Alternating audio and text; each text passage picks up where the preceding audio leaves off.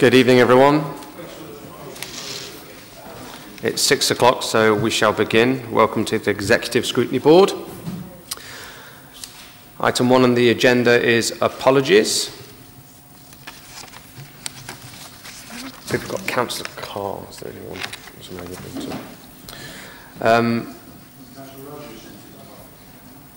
yes. Councillor Raju is his daughter's wedding, and so Councillor Rawson is here in his stead, and I believe will be joined by senior officers, or at least hopefully you will be, Martin. If not, bad luck.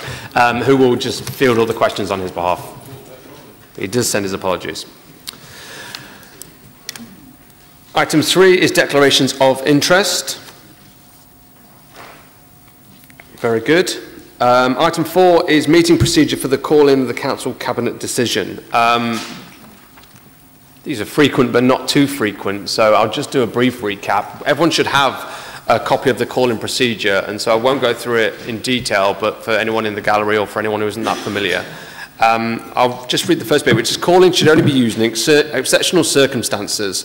These are where members of the Council are of the opinion that the Council Cabinet did not take the decision in accordance with the principles set out in Article 13, decision making, namely, and then it goes on to list them. The headings are clear on the back. So, to highlight that this is not about the decision, but the decision making process, and whether that has been followed in line with those principles. So as we go on tonight, it's less about, I know libraries is a very contentious issue in all of our communities, but it's less about that and more about the way in which these decisions have been made. I will briefly run through how this runs tonight. Firstly, I'll be calling on the 3 signatories of the call-in to basically make their case of why they believe these principles have been breached. And I'll be calling them in order, and then it is for members of the Executive Scrutiny Board to question the signatories. You know, you may want clarification, there may be points that you're not quite sure about, just to get an idea of whether there's anything additional information there. And then it is for the Cabinet member or his delegate and the senior officers to then present a rebuttal to the call-in, and then again it's the members of the Executive Board can then question the senior officers and the Cabinet member about that rebuttal. And then we move on to, hang on, let me just read. Then I think we have a summing up on either side. Who goes first? Signatories sum up, one of you get to sum up, 5 minutes maximum, and then a sum up on this side, 5 minutes maximum, and then I invite members of the Executive Scrutiny Board to make a contribution, should they wish, and then we'll move on to a vote of whether the call-in will be upheld or rejected. Is that clear? Are there any questions at this stage? Councillor Poulter, how can there be a question at this to go on? It's not actually in regards to the process, Chair. It's just a thought that crossed my mind in relation to declarations of interest when you asked me. Because apparently now as a councillor I can't be involved in the formation of potentially involved in the formation of a CML. So I'm quite likely to be involved with the CML as a resident at some future point. Would that lead me to need to declare a conflict of interest? So ask for a legal opinion on that, I think. At the moment, there isn't an interest for you to declare because this decision hasn't been implemented because it's subject to the call-in. For discussion around the CML, there is nothing to stop an elected member in their role as a councillor from meeting with residents and informing them about the role of a CML and sharing information on behalf of the council. If, however, you take your role further than that and you want to be part of a future CML and an active participant in a CML, you do that as a private individual, not in your capacity as a councillor. We need to, if and when this decision is implemented, we need to cross that bridge when we get to it and discuss with you where the conflict lies, potential areas for conflict, and where the cut-off points are between your role as a councillor and your role as a private individual or private citizen. But at the moment, because this decision is not implemented and the details around CMLs are not circulated yet, there isn't an interest for you to declare. But I do note it, and I note that this is a difficult position However, this is a council-wide decision, so if it becomes very problematic, I do have the ability to grant a dispensation because because this is council business and there needs to be a decision. So we can cross that bridge and have that discussion at every step of the way. But at the moment, my opinion is that because there's no implemented decision, there isn't an interest for you to declare. But I do acknowledge your expression of concern. Can I just, Chair, then ask when that cut-off point will be clarified? Because my reading interpretation of the email we received was that I, as a local councillor, should not engage in any part of the CML procedure. Chair, the email that some councillors have received, I'm not sure whether it's been circulated widely, is a very strict interpretation, and that is the interpretation that we will take as and when a CML is on the verge of being formulated, and when we discuss that with colleagues from Library's team. But at the moment, the email is based on discussions becoming more advanced, consideration of the information being more advanced. At this moment in time, I see it as the democratic right of councillors to seek the views of residents about trying to clarify information and share information.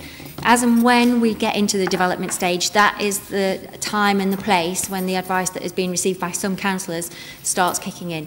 So it is a very strict interpretation that you've received, but I'm trying to sort of be a little bit more amenable and say that, you know, there is an acknowledgement where you have a democratic right as a councillor to address concerns, try and answer queries, work with the officers and with the teams and with residents, and function as a democratically elected member of the council.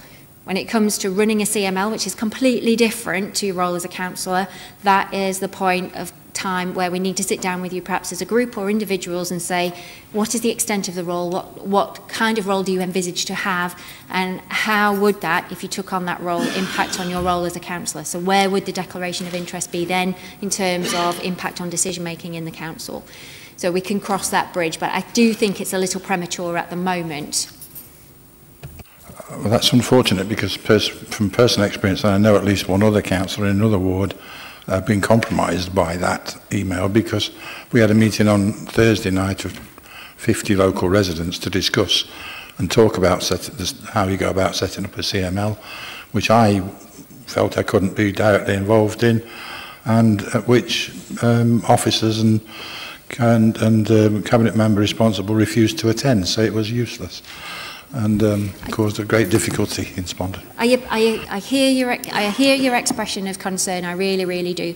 But at the moment, it is still very premature to talk about the formulation of a CML, because this decision is not implemented. It's subject to a call in which the Chair is going to manage this evening, and it is the outcome of this meeting which will determine what, if any, decisions are implemented from Cabinet. So it is very premature, and I think the information about CMLs has been withheld because this decision has not been implemented. So the Council Officer Group has not circulated any information as yet about CMLs, because there is nothing to circulate yet, because this decision is not implemented yet. Thank you, Jenny. Did you have a question, Councillor Webb? Yeah, I did, because I'm confused by this. I asked for clarification on that original email. I think if there are points, because I just want to move on from this, is that if there are points of specific clarification around whether or not you have a declaration of interest, or what, if any, role you should be playing within your communities, I'm sure many councils were playing an active role within the communities in the formation of CMLs, or then I suggest that we do that outside of this meeting. I think it's probably more appropriate to send emails on those specific, or even after for a meeting. But, Chair, in some meetings,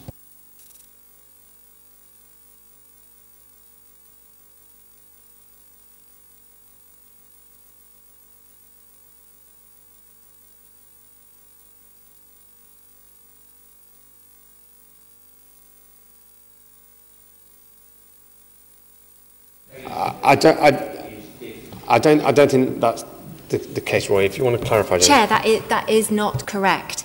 If and when your residents establish a CML in accordance, if and when this decision is implemented, and that is still subject to debate this evening, if upon receipt of the information that is circulated about a CML, and there's a group of residents who wish to formulate a CML, and you as a councillor want to be part of that particular identified group of a CML, that is the point where we need to have a discussion with you, either as a group if there's a few of you, or you as an individual councillor, about your role on that CML, the potential for conflict with decision making for the council, and making it very, very clear that if you have an intention to be part of a formally created CML, that is your right as a private individual and not as a councillor.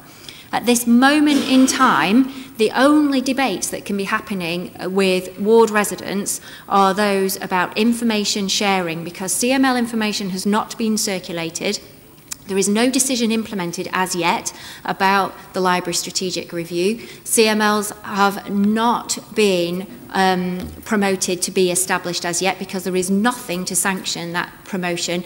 And all it is at the moment is that elected members, I think, are being encouraged or invited to meet with groups of residents, to listen to concerns, try and share information as possible about each of these decision-making steps, that in the event this decision is implemented, the council will be sharing information about a CML, and that was made very clear at the cabinet meeting. But at this moment in time, all it is about information sharing. There is no decision at the moment to formally create a CML, because that is subject for debate for this evening, which Chair is going to oversee. Chair, information sharing again is another difficult one, because we are being told as councillors that any details of any volunteers that have come forward with the intention of setting a library group. I think we are digressing from A, what is on the agenda tonight, but B, is we're getting into the implementation of this policy when that is not what this meeting is about tonight, and we're not there yet. I understand those concerns, and I would urge you to raise them at the appropriate time, which is, if indeed we go ahead with CMLs, I expect many councillors to play an active role within their communities, and that will involve them being involved in CMLs. We all have outside bodies and things like that for which we, at some stage, we have to declare an interest. And so it is exactly the same. But of course, as we don't know the details yet, it's better that we get there rather than we just guess at this stage. Okay? So we'll move on, and we'll go to so item 5 is the call-in of Council Cabinet Decision 2517. So first off is we'll have the signatories present their case, which is first Councillor Hassel. Thank you, Chair. I'm sure everyone will agree that our current library service provides an invaluable resource to all the residents of Derby, and that all of our libraries are so much more than merely a book lending service. They're a place for the young to visit and learn, and for individuals without internet access to explore and utilise the online world. And they're a vital place for everyone, particularly the elderly, to meet and socialise. Derby needs and deserves a good library provision, and I hope that tonight provides ample opportunity for the committee to pause, stop and think about this decision, and ask the Council Cabinet to think again about the proposals they wish to implement. The two aspects for which I have called in this decision are proportionality and a presumption in favour of openness, for which I'll briefly outline the reasons why I feel these two aspects have been breached. But first, let us be brutally honest. Should these proposals continue and insufficient volunteers do not come forward to help run a CML, then that library is likely to close. And as we have no detail as to what happens in this instance, we must assume that closure will be the outcome. With regards to proportionality, the proposed libraries earmarked to remain under council control will fail to provide an adequate statutory service, in that their location would not be easily accessible by residents from other parts of the city, thereby disproportionately affecting residents not living in the locality of a council-run library. Additionally, in areas like Allestree, Darley and Chelliston that have higher populations of elderly residents, many of whom see our libraries as somewhere to meet and socialise, any potential removal of a local library would remove this vital benefit, adding to the levels of loneliness and isolation in the city, something which I understand this authority was serious about tackling. With reference to a presumption in favour of openness, it is clear this proposal was motivated by money, in that the service is being altered to fit a budget rather than have a service that's fulfilled by statutory requirement. Is it not strange that even with the addition of Mickleover Library to the list of council-run libraries, the figures have remained unchanged? How on earth can that be? To that end, no other conclusion can be drawn than this decision was based purely on a financial cost basis. In addition, we have unrealistic timetables coupled with the fact the detailed package of further information apparently held by officers has not been readily available to those expressing an interest in running a CML, as they, the officers, have failed to attend public meetings surrounding this matter. And to add insult to injury, as has been referred to earlier, the recent email from a head of legal services basically forbidding members' involvement in this process basically sums up the level of openness during this process. And if more proof were needed, I draw your attention to point 11.2 of the Council Cabinet report on the 12th of July that states, continuing to deliver the service in its current format is not an option, given the scale of budget challenge the Council continues to face. This clearly shows predetermination in the decision process, and this, along with the other points I have raised, are on their own grounds to reassess this ill-judged and poorly planned decision. Thank you, Chair. Thank you, Councillor Hassell. Councillor Ingle. Thank you, Chair. I echo everything that my colleague has just said. I want to also bring out on clarities of aims and outcomes. These proposals do not provide any real detail in terms of lease agreements or responsibilities of the groups wanting to manage the libraries. Little detail of who is responsible for what works, no maintenance schedule for each library. The council needs to assess the buildings. They've not done so. What are people actually taking on? Also, if you look, Mackworth is only 5 years old. Spondon is 40 years old. One will need considerably more maintenance than the other. Where are the figures as to how much each library costs? We have asked for those figures, but none have been given. So there's a pot of money, £175,000. How will that be split? There's nothing to say it's all going to be even at £17,500 each. Some libraries could get more. Is that open to a political decision as well? Which I'm not sure that's clear in the outcomes and aims. So some will be given more than others. How are these service agreements costs? Nothing has been out there and there's no detail on the service costs. So how can there be any clarity? The package of information that is being held back, why not release it? And I don't understand how Cabinet can make a decision on this. The other point I'd like to raise is on point F, which is a record of what options were considered and given the reasons for the decision. Officers put forward option B+. This was not even consulted on. No consideration given to not increasing opening hours at other libraries, as you may to keep more libraries open. Also, you did not consult to keep the library offer the same as it is currently.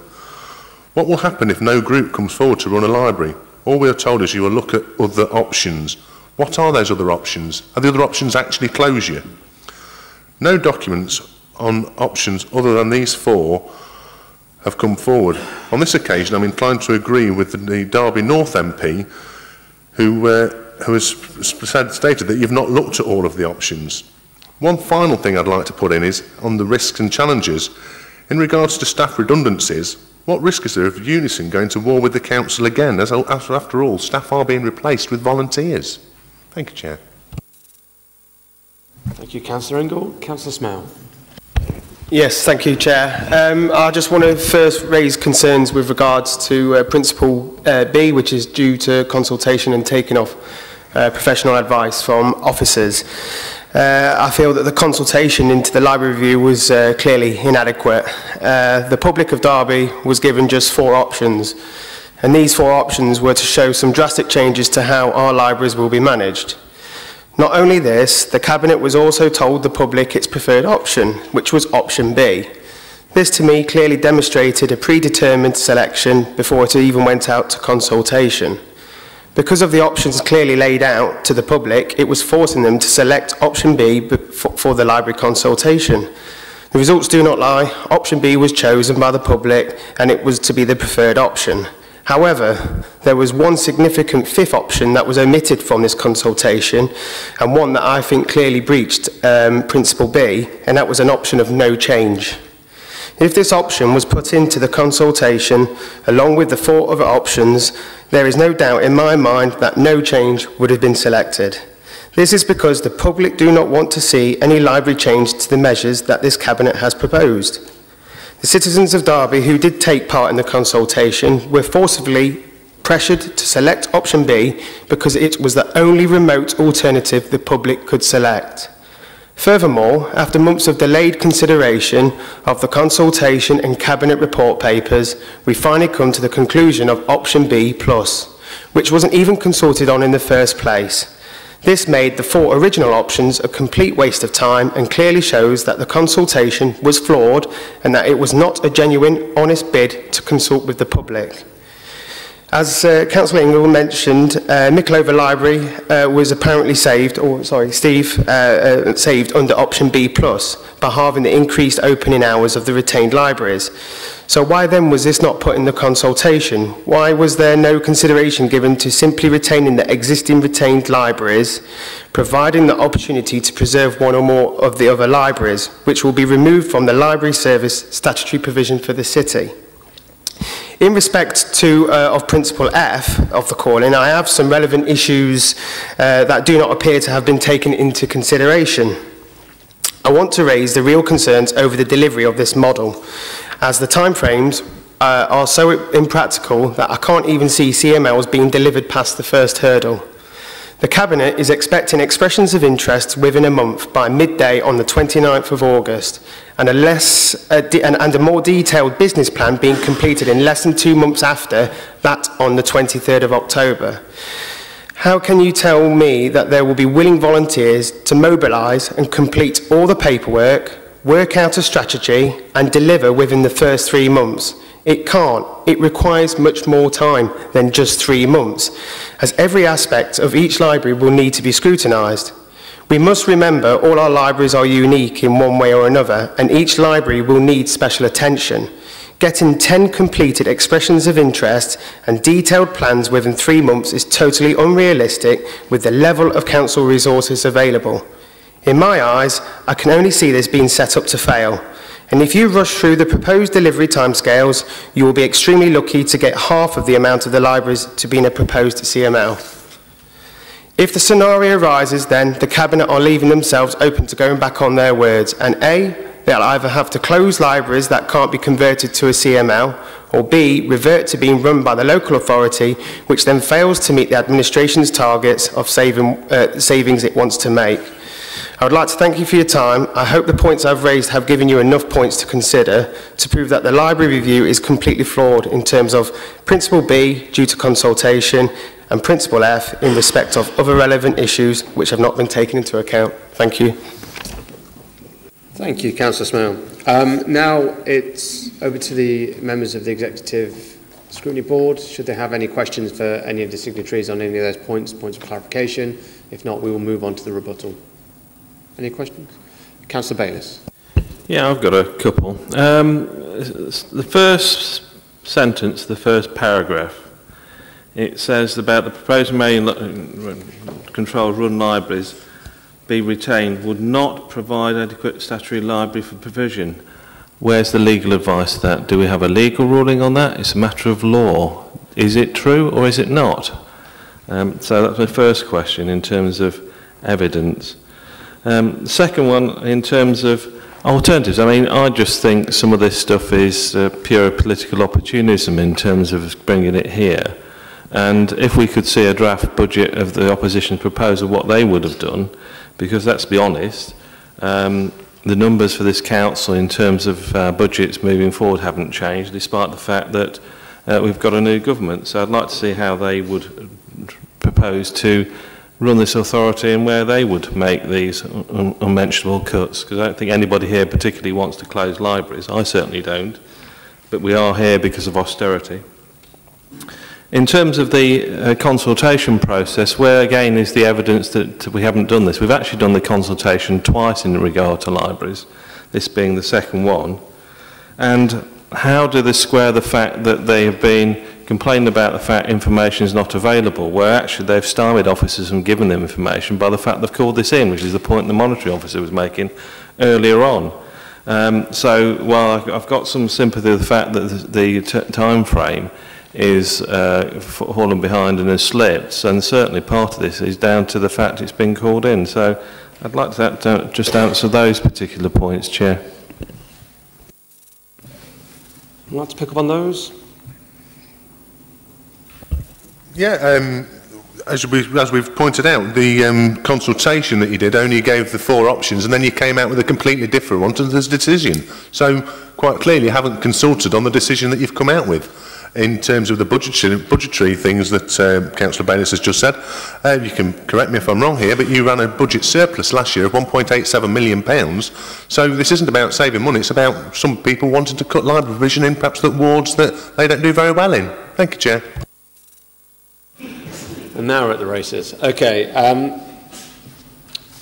I have a question, if I may, and it is around this consultation. So my understanding of the consultation process is if we formulate a new option out of the output of the initial consultation, which B plus was an enhancement of option B, then it doesn't require, and Jane will correct me if I'm wrong, additional consultation. Instead, otherwise you may instead, whenever you make any enhancements, you continue to go back and consult. Therefore, that's statutory. Yeah. Okay. But I do have one question. Are you, and I don't remember whose question it was, are we suggesting that by coming out and suggesting, even just recommending option B in whatever format or whatever the strength, we didn't actually force anyone within filling out that consultation to choose option B? And also, just on a minor point, on yes, we didn't give anyone the option of doing nothing. That is true. It wasn't part of the consultation. And I think it says within the report is, this entire policy is to achieve a budgetary saving, therefore the option of doing nothing wouldn't reach that outcome. So would it be a legitimate thing to consult on if indeed it wouldn't meet the outcome of the policy? I just want, they're my 2 questions. I'll pick a few points on that, Chair. Yeah, with regards to forcibly putting the public in a position, it is because of the lack of options available. I think the public had no choice but to go for option B. And like I said, and like you agree with the fact that there is no change, obviously it really did, in my personal opinion, backed the public into one particular corner. It had to pick that one, and that's how I see it through my eyes as a councillor of how the public reacted. I don't think anyone in the public would have really wanted to back Principle B if there was other options available. Chair, can I just clarify the perspective about what constitutes lawful consultation? So there is no statutory legislation about consultation. There is a code of practice which is issued, and there is a significant raft of case law which has been developed primarily around libraries, but also some of it around employment issues, job evaluation, closure of residential and children's homes. So there's a huge amount of case law that has developed, certainly within the last 15 years, which has enhanced the code of practice on what is appropriate consultation with members of the public. And there's some issues to consider. One is proportionality. So the larger the impact of the decision that you are seeking a view on, the more lengthy the consultation period. And the prescribed period is in weeks, basically. So the bigger the impact, the longer the period of consultation. In this particular instance, the Council appropriately consulted on a number of options, and we're required as part of consultation to say what our initial preferred option would be, which is something that we did. So we said initially our preferred option would be option B, and we're entitled to do that. Case law suggests that the authority that's putting forward the range of options is entitled to express a preference and seek views on that. The fallback position, regardless of whether we mention it or not, is always no change. And that is because the outcome of consultation, we have to consider, and again in proportionality terms, the bigger the impact of the decision, the longer the period that you have to consider the outcomes and make a more sort of reasoned judgment. The fallback position is always that of no change, because consultation is as it stands, consultation. It doesn't force us into doing something. It is merely seeking views of members of the public about the options that are available to help the council, the decision makers, in this instance the cabinet and ultimately councillors, to decide proportionately and in the balance of as much information as possible to make a reasoned foundation discussion about what is in the best interests for this particular issue. And in this one that we're discussing this evening, it's libraries. The council is entitled to make no changes whatsoever, and that's why you don't openly consult on no change, because that is the primary fallback position. If the council wanted to abandon the consultation and say, okay, we've looked at that, actually we have no persuaded option of either A, B, C, D, then we just retain the status quo of what we've got now and we just move on and we carry on as business as usual. So the no change principle is always the fallback position, so you don't consult on that because that's your starting point. It remains your end point until you make a decision otherwise. In terms of the proportionality period of considering the outcomes that you receive from a consultation feedback, upon the closure of consultation, you then spend approximately 30 days, given the proportionality issues and the impact of the decision that you're seeking to make, considering the views and the outcomes. And in libraries, sorry to interrupt. Just a point of procedure, really. The monitoring officer seems to be answering the queries trying to do a legal response that the members have posed, potentially of the administration thank you. And the thing. So I think what we'll do from here, I think we will get round to this, and I think there will need to be at times some legal clarification. But I think at this stage we can move on. Councillor Bayes, did you say you got another question? And if we need further... No, I just wanted a legal opinion. I asked the question regarding the statement made in the call-in, whether it be a statutory provision, library provision under this consultation. I want somebody who's a lawyer to tell me whether that's true or not. Okay. Oh, if I can just finish the consultation bit, however, there is no legal right to consult on option B+. So I am satisfied that there is no reason to go back out to consultation on B+. In respect of the legal provision around libraries, there is legislation which says that we have to provide a comprehensive and efficient service to persons residing or undergoing full-time education in order to have access and availability to reference into books and other printed materials, etc. And that is set down in the Public Libraries and Museums Act 1964. How the local authority determines that, i.e. how accessible, how locality-wide it's spread, is a decision for the council, and it's the interpretation of that one act of 1964 legislation, and that is what we're debating this evening. The needs assessment has been undertaken, and I'm sure the officers here can answer about their interpretation of the legal implications of what Section 7 of the Public Libraries and Museums Act 1964 actually means for Derby City Council. So you've got details about the needs assessment, about the user assessments, and that is something which the officers could advise on. Okay, I am going to quite strictly restrict this next bit purely to questions from the Executive Board to the signatories, and then we'll get to the rebuttal, and then we have plenty of time to do back and forth. Okay, first Councillor Barker. Then in which case it's Councillor Webb, then Councillor Poulter, then Councillor Gray. Thank you, Chair. I'd like to question the monitoring officer on what's That's not what we're doing just this bit. been said, because there's been a legal ruling that is not within these papers this evening. Let's address that later on. Let's get through this bit. I think there'll be time and a place to do that. Councillor Poulter. Okay, my question's for Councillor Hassel. You've been questioned on the validity of your opening statement in relation to proportionality, in that you say the proposed remaining council-run libraries to be retained would not provide an adequate statutory provision. We've heard from the legal officer that there is no, and correct me if I'm wrong, there is no definition of a adequate statutory library provision. Yes, it doesn't say, for example, Derby City Council, you need X number of libraries. Right. It is very much a determination on a needs assessment basis. Absolutely. So in terms of a statement from you Councillor Hassel, that in your view that's the case, can you expand on that? For example, I mean, I understand you represent Alistry. The demographics there are largely elderly population, which consequently leads to a large number of people with lesser mobility than the average ward. Where's the nearest library that they would be able to go to that doesn't form part of the statutory provision anymore? Well, even if the CMLs were there, where's the nearest library, and what are the transport links like to be able to enable people with mobility issues to access a library provision? I'll try and answer that. Actually, I suppose that to Alistry, the nearest library would actually be Mackworth, and I'm not so sure that there is a direct route between the two. Although the next after that would probably be the city centre, which would then be the Riverside Library, which has been proposed. But that's obviously a smaller provision.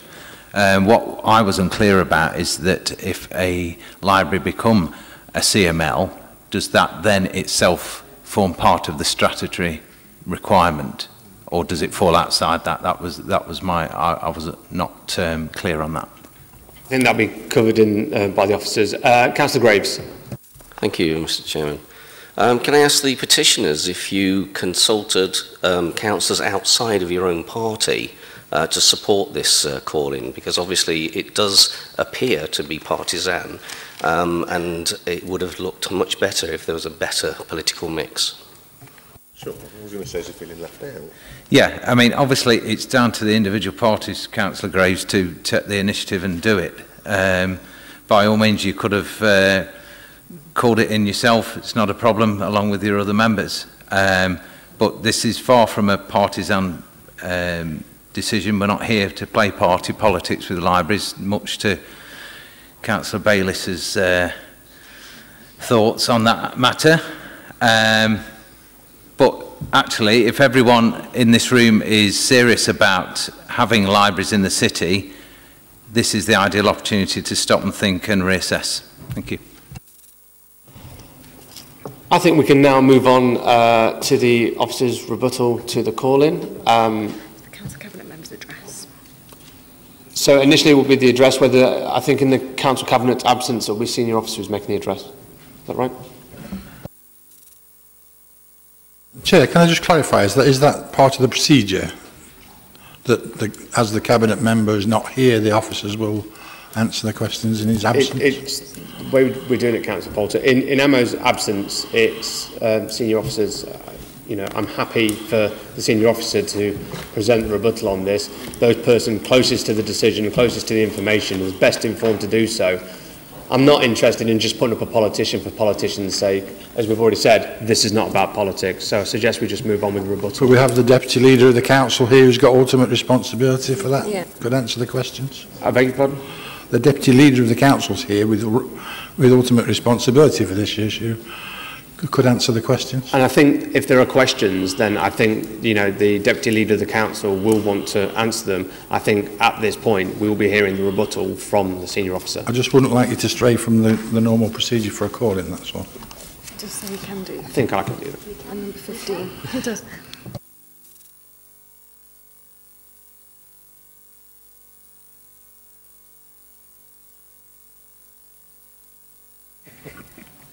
Thank you, Chair.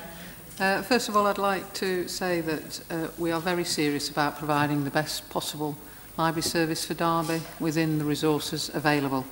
I intend to deal with each of the items that were raised in order, so going through proportionality, etc., through to F.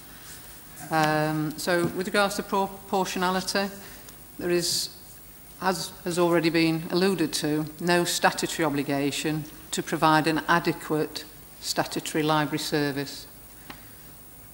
The statutory obligation is to provide an efficient and effective library service. The two are different, and any suggestion that stated the phrase is used because of lack of familiarity is not accepted.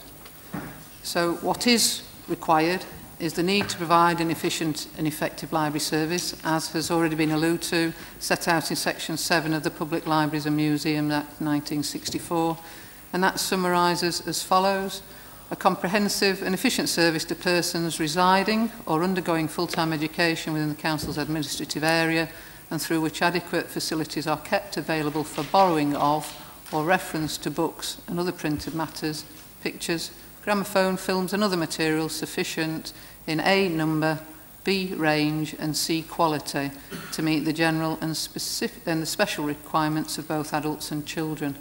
Therefore, in summary, there is no legal obligation to make library provision available in every ward within the city, or a legal obligation to retain library provision available in every ward within the city, or make or retain library provision availability in any specific ward within the city.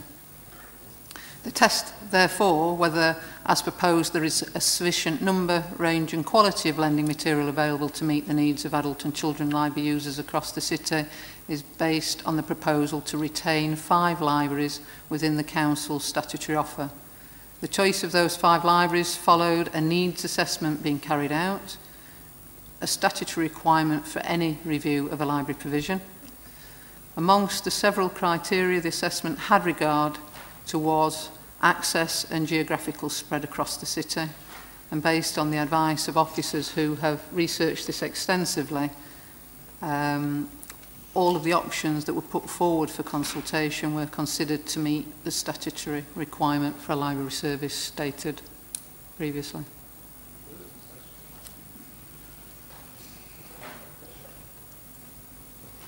On consultation and professional advice, the allegation that the proposals failed to consider alternative management methods is not the case and is premature.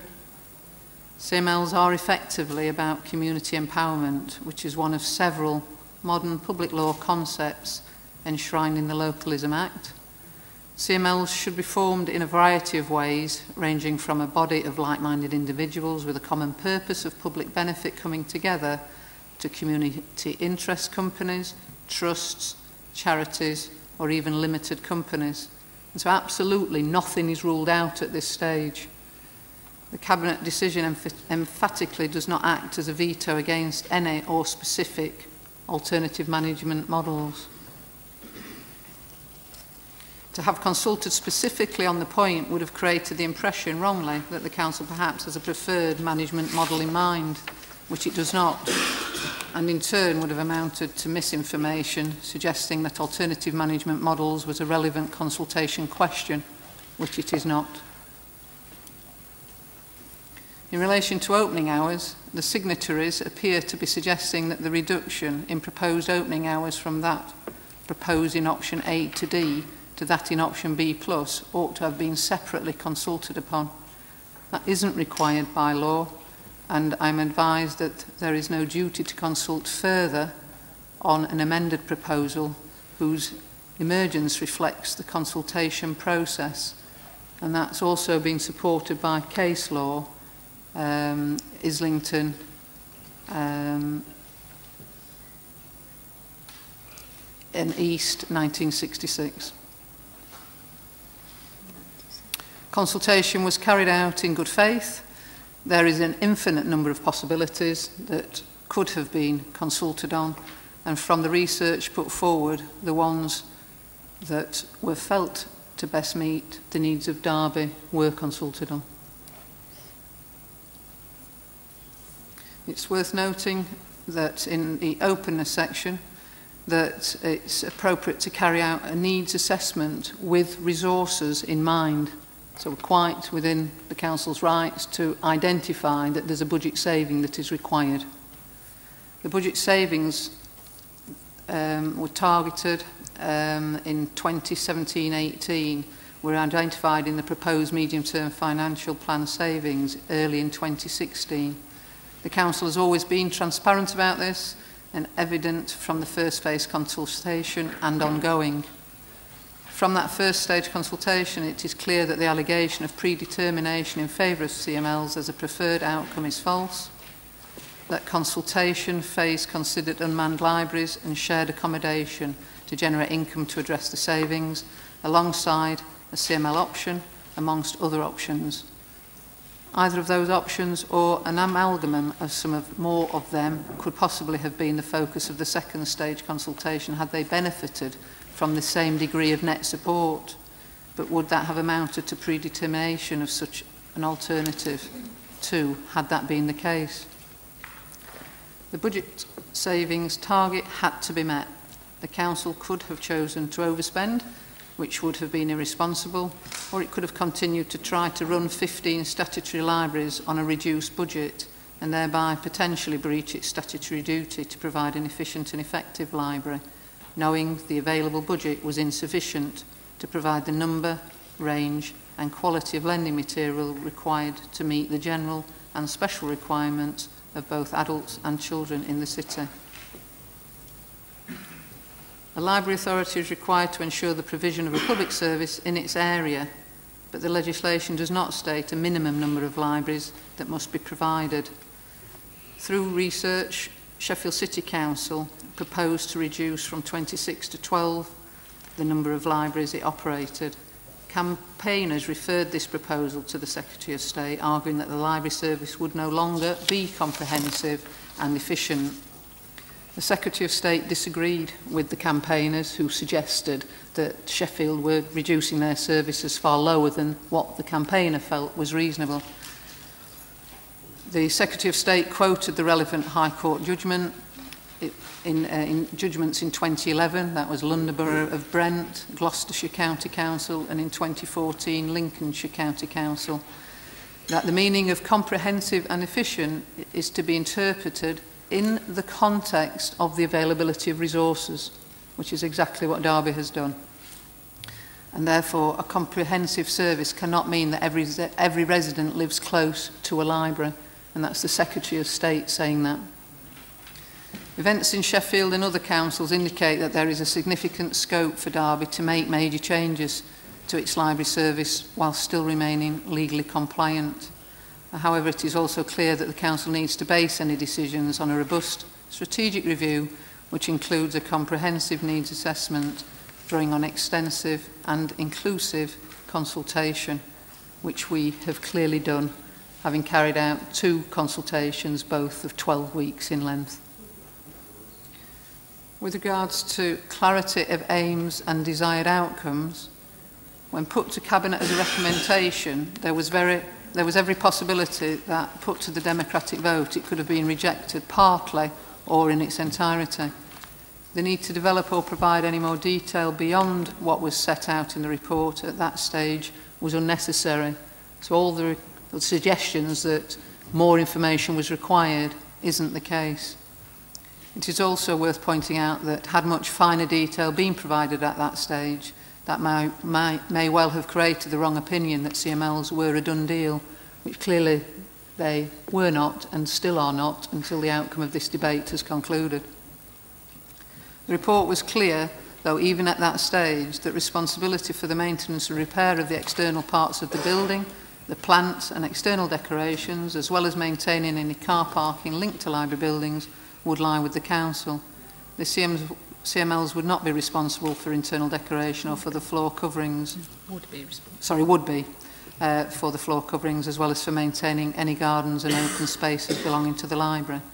And it often occurs in a landlord and tenant's situation, which these will be, the condition of the buildings can and will be assessed before handover, and inventories will be prepared.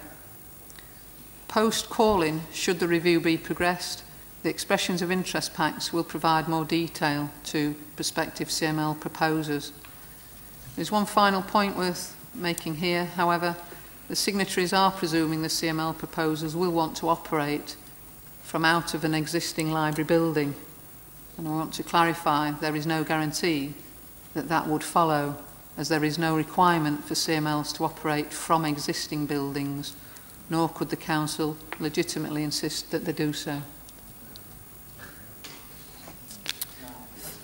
Finally, Options and reasons for the decision. The response to consultation and professional advice earlier, along with the case of Islington and East in 1966, as mentioned earlier, made it clear that there was no need to consult on option B+, insofar as all it did was reflect the outcome of the consultation process. So we've gone saying that we've got a preferred option B, people have fed back on that, they've given us lots and lots of feedback, and officers have gone through all of that feedback to get underneath what it is that people were trying to say as part of their consultation feedback. And the consultation was in good faith, and that feedback has been taken into account to arrive at option B+, because it was felt that there were some benefits in doing so. So the same response also made clear that the first stage consultation shaped the focus of the second stage consultation. Enjoying net support at the first stage was the option to retain fewer libraries within the statutory offer, but to open them for longer. Emphatically, it was not a consultation outcome during that phase that the existing opening hours should be retained. To therefore have proposed this as an option would have been unworthy and misleading. To say that the relevant issues are not considered, it's imminently obvious how the assertion that a failure to meet timescales has resulted in a disproportionate and presumably prejudicial effect on the time allowed for expressions of interest and completed applications. It's alleged to be a breach of this principle of decision-making. Nevertheless, the response to this assertion is that the Council is still proposing to allow at least 12 weeks for those who wish to submit expressions of interest to do so. There has been no such effect, let alone a disproportionate one.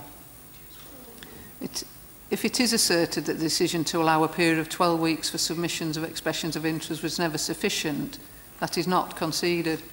12 weeks is almost 3 months or a quarter of a year. There has to be a deadline for such decisions, and it is asserted that 12 weeks is a reasonable balance between the need to have a deadline and the amount of time required to submit an expression of interest. Thank you, Chair.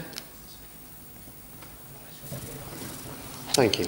I'll now open it up to questions from the Executive Scrutiny Board to the senior officers. And Councillor Webb. Thank you, Chair.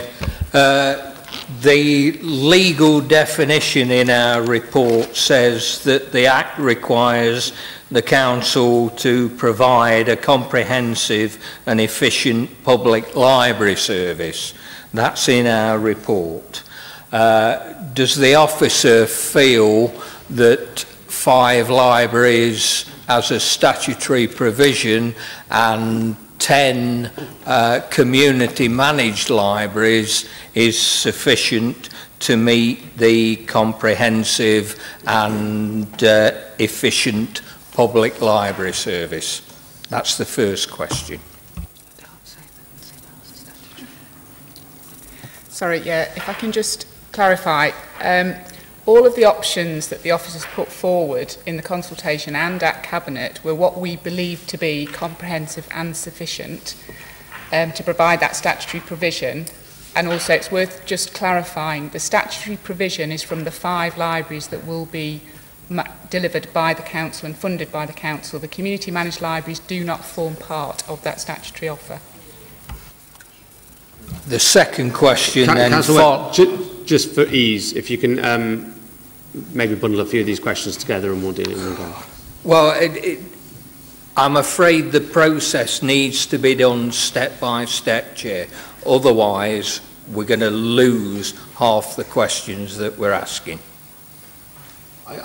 Yes, take them through at a time. Okay, so excluding the CMLs from the statutory offer, which is what the officer has just said, that means that in the event of a CML either not starting up or not being able to function properly, that there would be no ability for Derby City Council to come in and do anything about it, and there would definitely not be a recognition by the Secretary of State that community managed libraries are part of that statutory provision. So again, why haven't we looked at options that would make sure that if all 15 libraries were managed by voluntary groups, that they would also be recognised as a statutory provision and recognised by the Secretary of State. We have within the city a museum service that's part of a trust. Why haven't we looked at that route? Because the museum service is run by volunteer directors and so therefore maintains our statutory provision as a city council. It's an option that's not been considered. To answer that one? Okay, Thank you. yeah. Claire, So- just press your...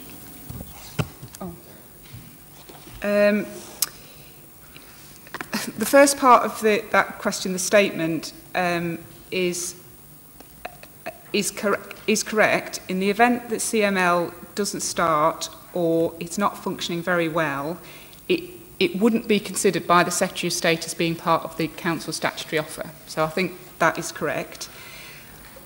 When you say there would be no ability for the Council to do anything about it because it's not part of the provision, I don't agree with that. The Council could have choose, if it wanted to assist a community managed library, but it wouldn't mean it was part of the Council's statutory offer.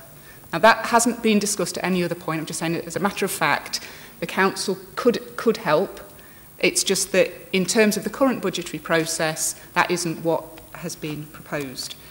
And just by way of the museums, obviously the Museums Trust was set up, it gets funding through the Council to the level of the resource that's available, but also museums is not a statutory service, just as a matter of fact.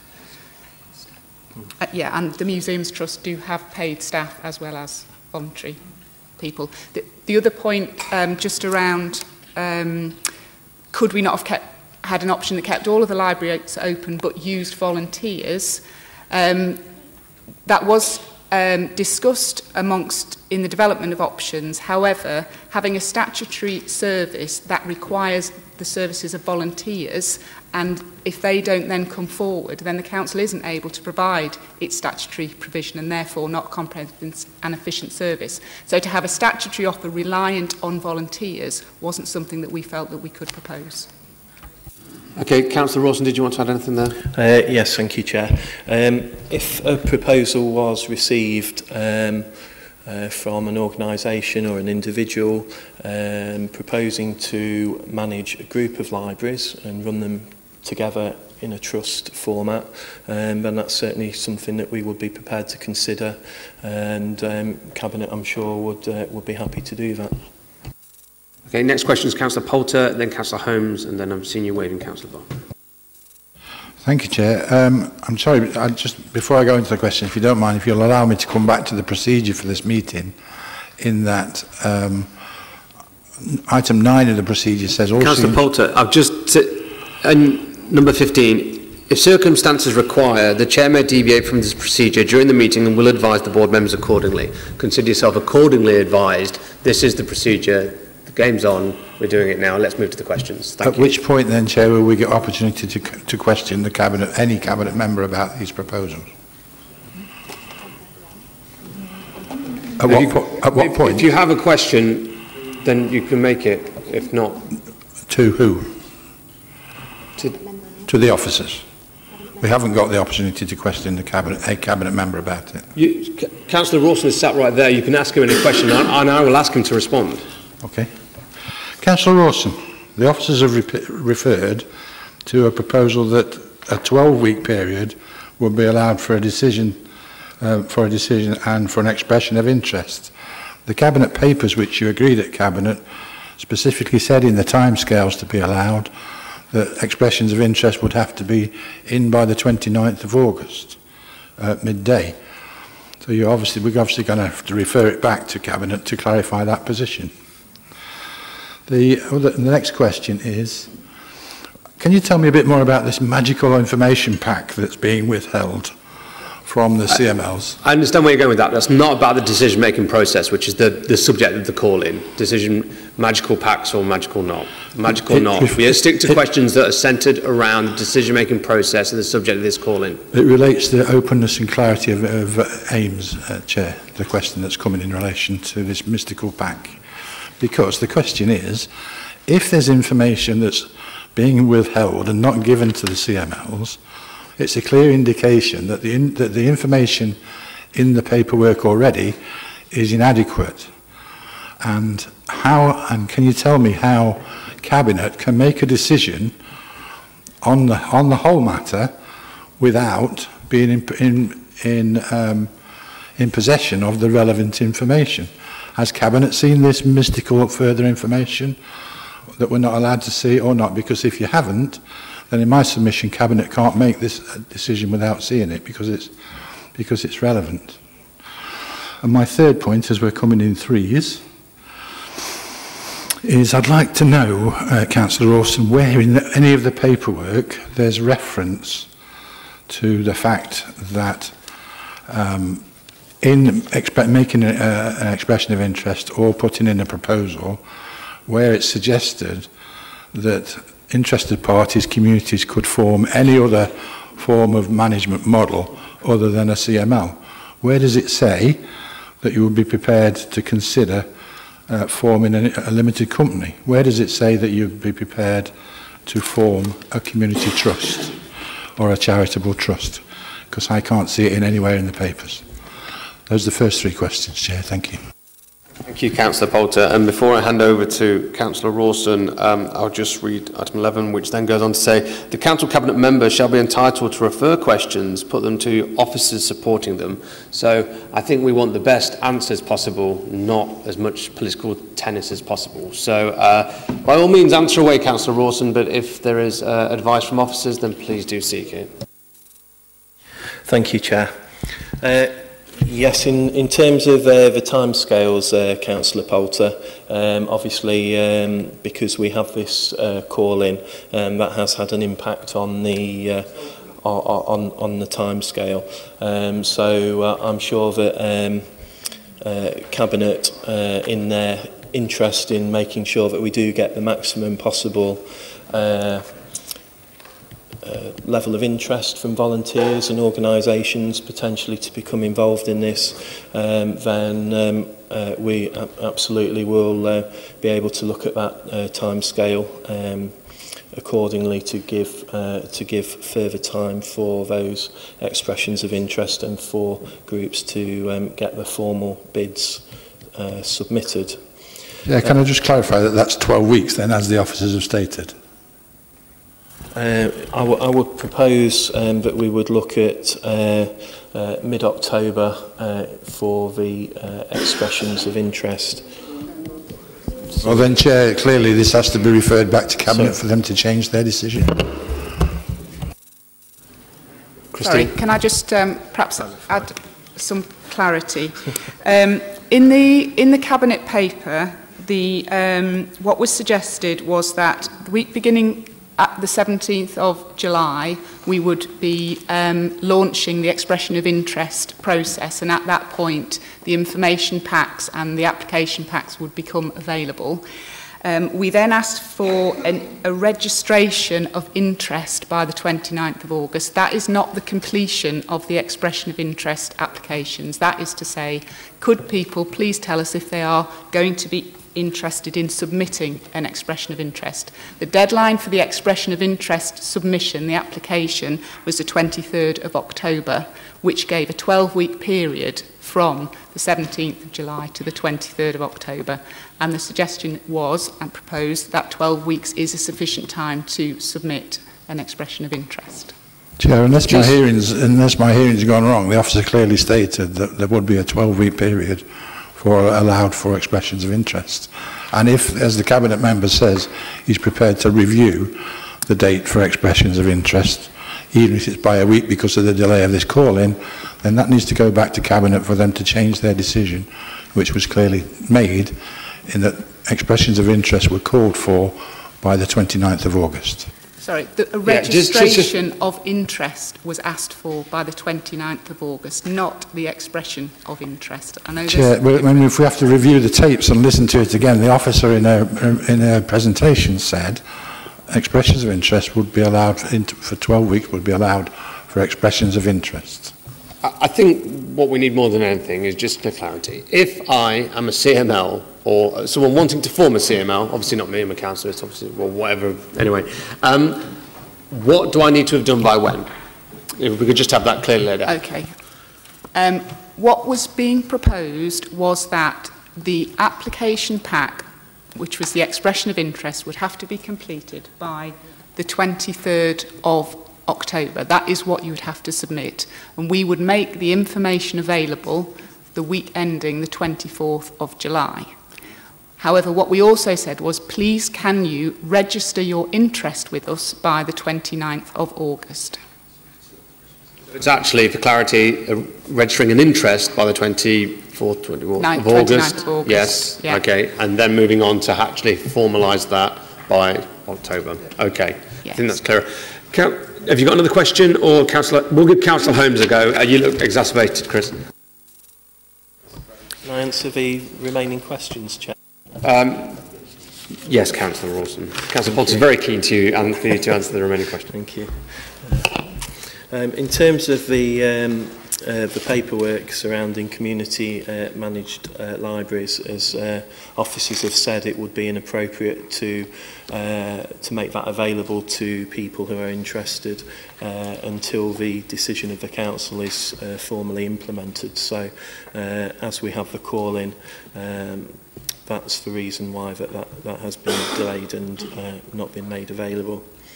And the final point in terms of community managed libraries and the different models. A community managed library isn't a legal entity. There's various forms that could take, and there's nothing in the Cabinet papers that would rule out or rule in a particular legal a requirement around a particular legal entity. Chair, can I come back then in respect to those two questions? The answer to my question is that there's nowhere in the paper does it point out that a CML could be managed under any particular legal entity. And the other question that I asked was, and I'm losing my thread a little bit here, but Councillor Rawson's not answered that question either in respect of, bear with me a second,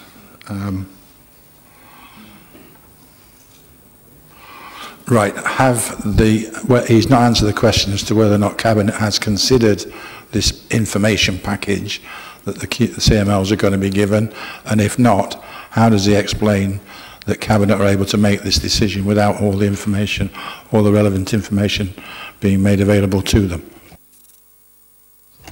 So, well, you consider the content of the information pack is integral to the ability to make the decision on whether we move forward with. Okay, is the content of the information pack integral? If we can maybe take a view from officers on their view as to whether that's right or not.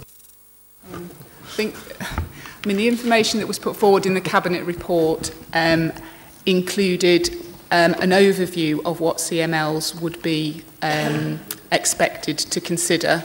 It isn't considered that the detail that is included within, to be included within the packs was necessary for members to make a decision over what was to be, what option we would go for in terms of the number of statutory libraries and the number of community managed libraries. That level of detail simply wasn't required to make those decisions. In which case we shall move on. Councillor Holmes, and then it's Councillor Graves, Councillor Barker, just from my memory. Thank you, Chair. I think this question probably comes in two parts. It's probably fairly complex, so I won't go on with any others at this stage.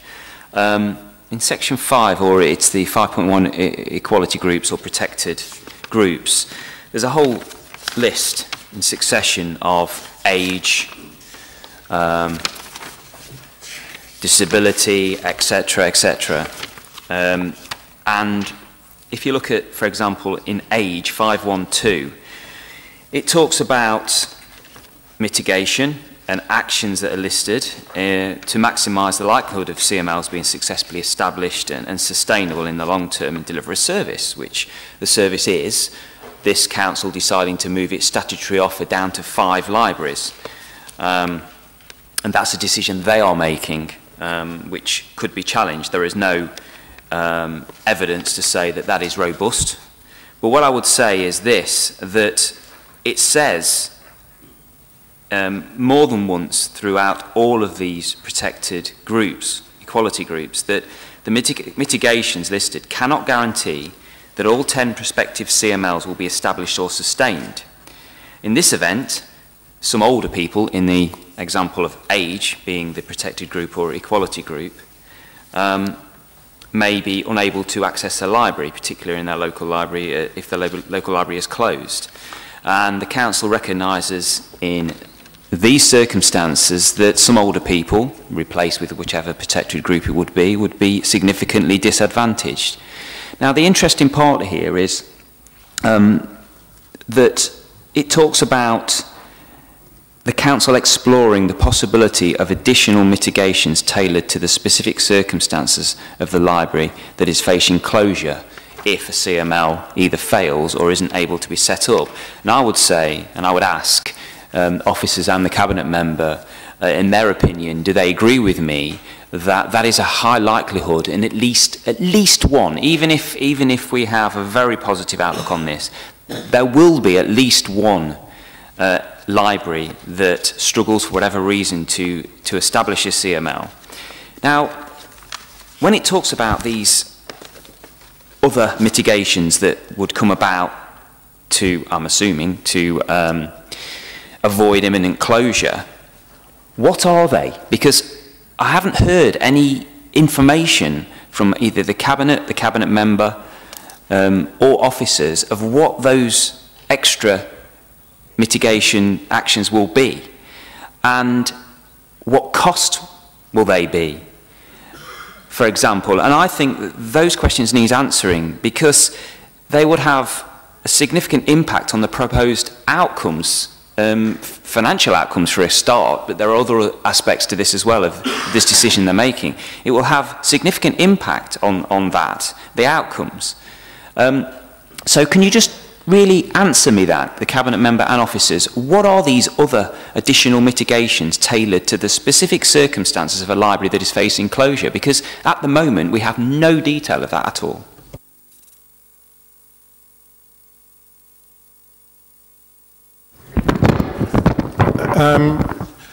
I think part of the point here is that we are looking at mitigations on a case-by-case basis, and it's difficult for me to predict without knowing which library we're talking about. But for example, if we were looking at a library that was not sustainable under a CML model, perhaps there would be a children's centre nearby from which some sort of library service could be provided. Councillor Holmes talked about what would the cost be. We don't know at the moment because we don't have that level of detail. But the cost of the grant to the CML might be used perhaps in this circumstance to provide some sort of provision from a children's centre. But we do need to explore this on a case-by-case basis.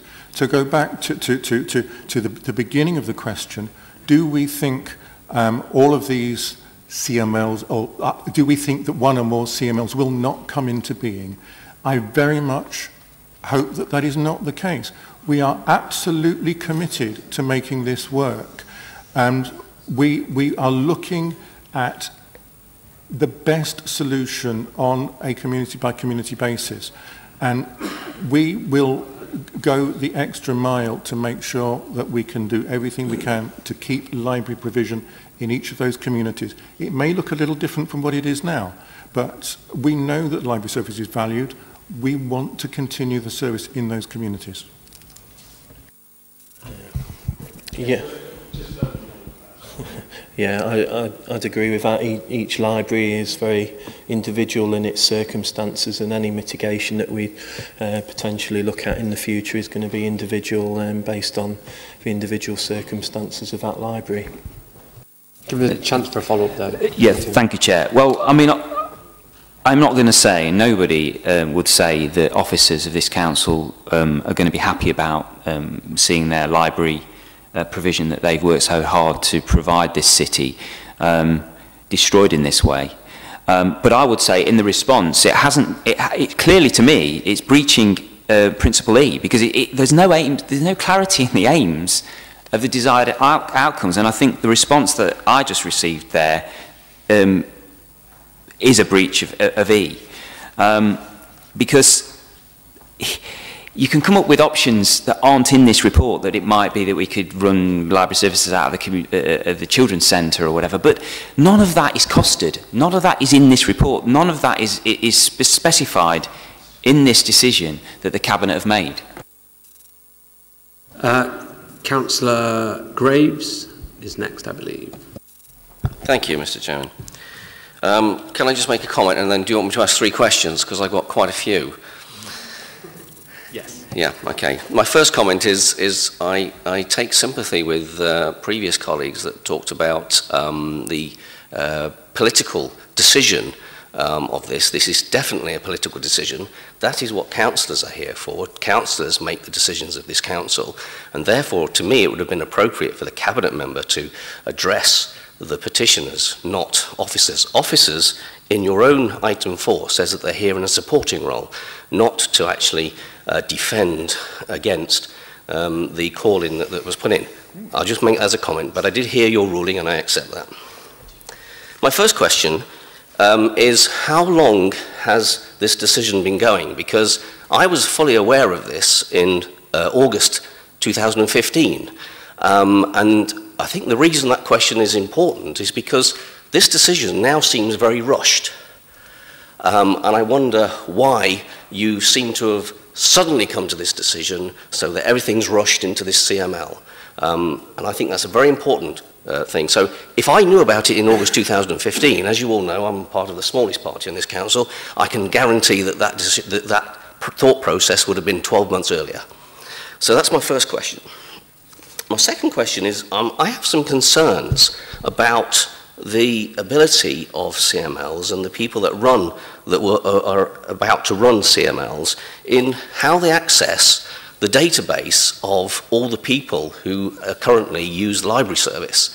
Because if they're going to run a library service, they surely have to access all of the database. Graves, not taking away from the validity of that question or that concern at all, but it isn't really part of the decision-making process that's covered by the call-in. Well, I do understand you've got concerns around privacy. I disagree with you, because obviously if they continue with this decision, what that means is they're putting the council in jeopardy by saying that they're going to access database, a private database of people throughout the city, because to run an effective library service, you will have to access every library user.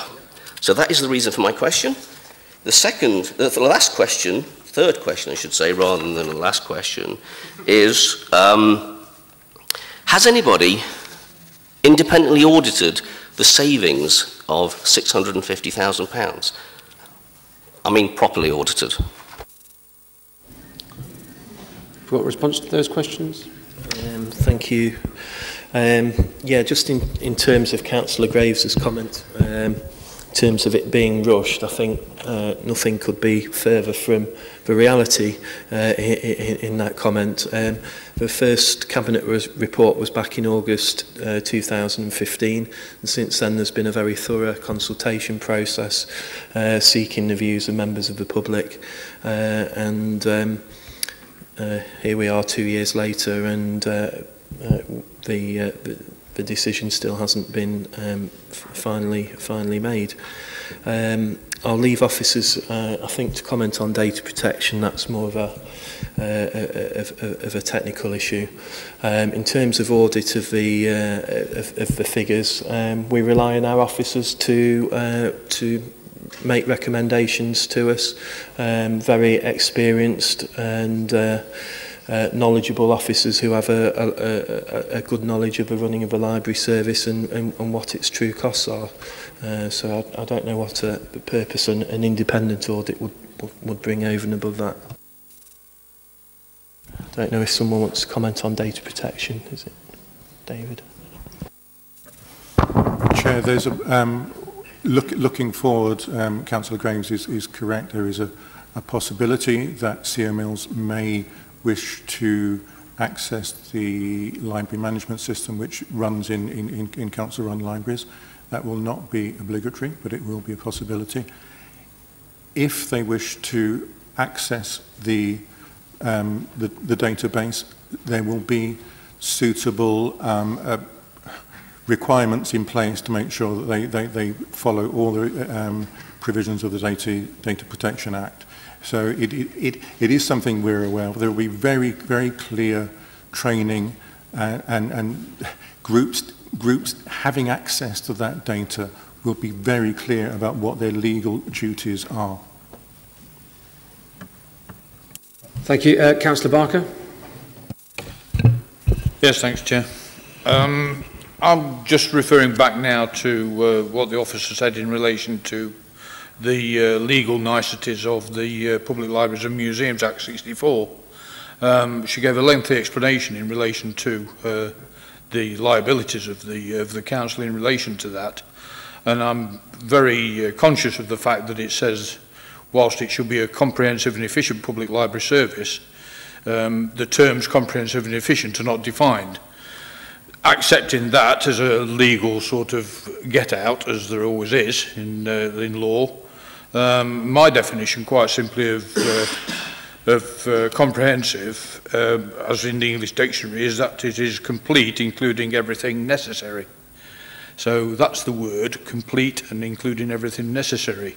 Can I refer there, bearing that in mind, can I refer there to the Central Library, as it stands at this moment in time, which has a very renowned research facility within its walls on the Wardwick. The proposals we have before us today as part of this review is that that library becomes a satellite library in the council house here, and so therefore we no longer have a central library. And my understanding from previous meetings where I've asked this question is the fact, or others have asked this question, is that the research availability will be spread throughout the library estate, presumably through the other 5. If that is to be the case, can the officers explain to me how that is a comprehensive and efficient usage of those resources? It seems to me that if you have a student or you have somebody who is going into depth of research and they have got to plan their journey amongst potentially five different libraries which remain throughout the city, that cannot be comprehensive and it cannot be efficient.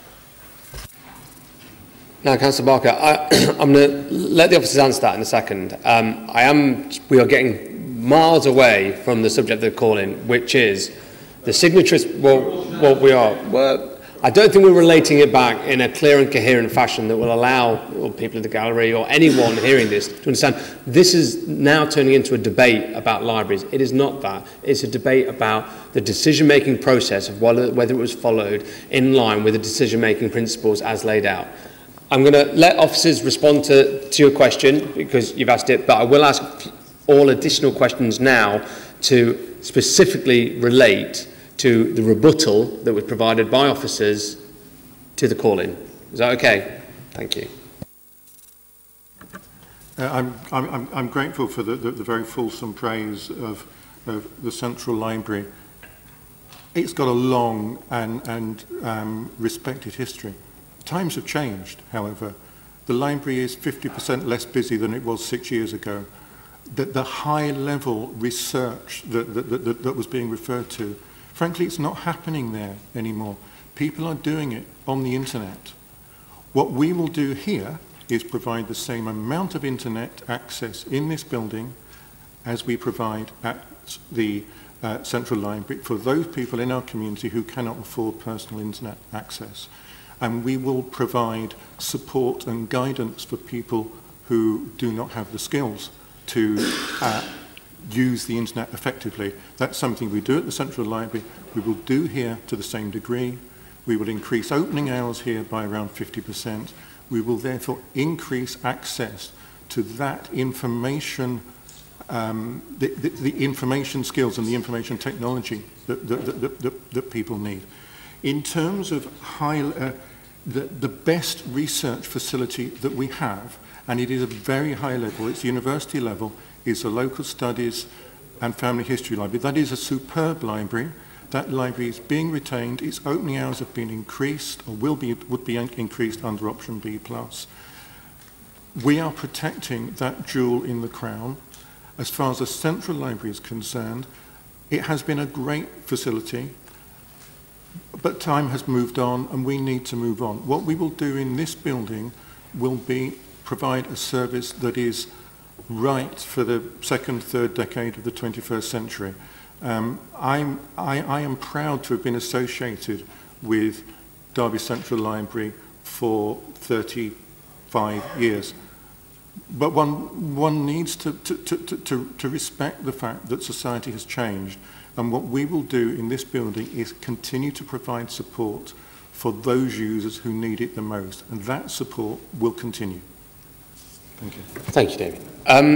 Now, are there any additional questions to the rebuttal on the subject of the call-in specifically? I'm confident of this, Councillor Poulter. I'm confident. Good, because it's under Principle F. Other matters that have not been given proper or not properly considered, whatever the wording is. And it's clarification of a couple of points. One of the officer that said that 12 weeks would be allowed for expressions of interest. And I want to ask if that was a mistake or if that's right. And I want to ask the Cabinet member, when he was referring to a change in the date for expressions of interest being put back to the 13th, or mid-October was his expression, if he can confirm that. And then also ask the officers themselves in general if they consider that they have the resources to be able to engage with 10 different communities,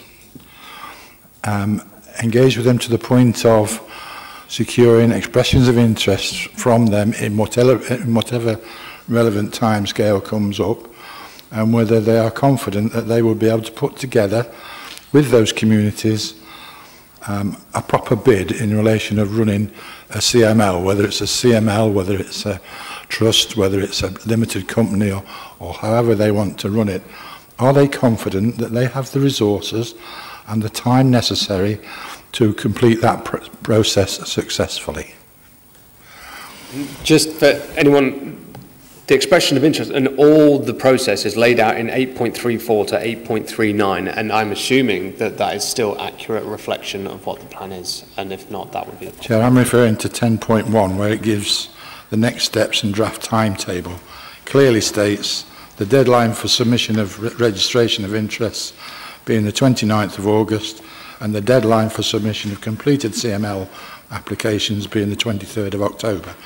Clearly the officers and the Cabinet member have varied that decision that was taken at Cabinet. Thank you, Councillor Poulter. Just to clarify, I think the point is that as Cabinet, I'm sure we would want to be as flexible as possible and to give the maximum possible opportunity for as many volunteers as possible to come forward. Taking advice from officers in terms of being able to achieve that, I think we will be amenable to extending the period, not least because of the delay caused by the call-in. Kristen? Yeah, I think, again, just for clarification, I think what I was saying is the original Cabinet report envisaged a 12-week period from the launch of the expression of interest, making the information available, and a deadline for submission. And I think that this process has delayed that, and therefore it would only be appropriate for us to consider, for Cabinet to consider changing that. Now, whether that requires a Cabinet decision or not, I think is something that needs to be considered. It might be that we can, through the delegations, through the Cabinet report, mean that, you know, we can alter those timescales. Okay. Councillor Webb, then Councillor Holmes. Sorry, Chair, the last point of the question was in relation to the officer's confidence in being able to deliver with the resources available. Have you got the adequate resources to deliver on that? Sorry, yes, I think we are confident we've got the resources, not only in internal officers, but also we have funding allocated to bring on board other specialists or temporary resources to enable us to deliver this. Good news. Councillor Webb. Thank you, Chair. Again, a legal point, page 32, 2.4. Consultations undertaken as part of the library's strategic review must be carried out in good faith and with an open mind.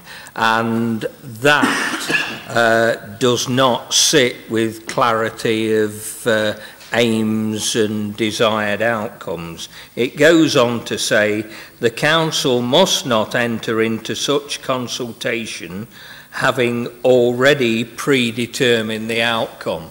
The predetermination comes in where there is a budget saving identified and you have predetermined that you are going to make that budget saving.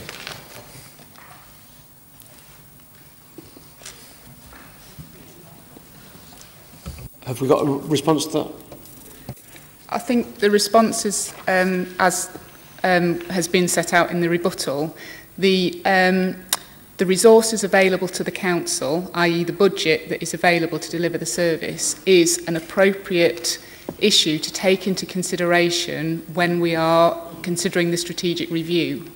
And therefore it's not a predetermined on the decision of how members have decided that they want to take forward the options. And that's the budget as agreed by full council. Who's next? Councillor Holmes. Thank you, Chair. I believe there's upwards towards 500,000 visits per year to the libraries, which won't form, if this decision moves forward, part of the Derby City Council's statutory offer. Considering the financial saving that this move is apparently achieving, I believe that's something like 0.03% of the council's overall budget. Considering the risks, considering that there's 10 libraries which are now being placed under threat of closure if CMLs can't be established, is that proportional? Yes, it is, Councillor Holmes. It's proportional in the context that the council finds itself in financially, and as we know, there has been a very thorough needs assessment in terms of looking at the library service, not just from a financial point of view, but taking on board all those changes that have occurred in society, more access to the internet and through e-books and so on. So it's a decision that's been taken in the round with not just in relation to finances, important factor though that is. Thank you, Chair. If I could just have one rebuttal to that. There are other ways to save this money, and it's a question, yeah, it's not just about this delivering the savings required, because there are multiple other ways to do so. I would ask this. I believe what's being proposed is around a 70% reduction in service of the library services in the statutory services within the city. I believe Sheffield was something around 55%. Again, can I ask, is that proportional? Christine? Sorry. I think what I would say is that what we need to look at is what is appropriate for Derby, and having comparisons with other authorities is not necessarily that appropriate. But what you, and the comparisons that you make, the 55 and 70, I presume you're talking about the absolute number of libraries that are being reduced, not necessarily the usage of those particular libraries or anything like that. So I think it is dangerous to make those comparisons, and ultimately, in a sense, whether the statutory service that is provided is appropriate is something that, you know, potentially will be challenged through a judicial review. None of us can categorically say that this is appropriate. You know, that the way in which it would be challenged would be through a judicial review. Councillor Graves. Thank you, Mr. Chairman. I think this is actually a question to you rather than the Cabinet member. But if the call-in tonight is upheld, is the Cabinet member and the Cabinet obliged to accept that call-in and change their decision? No.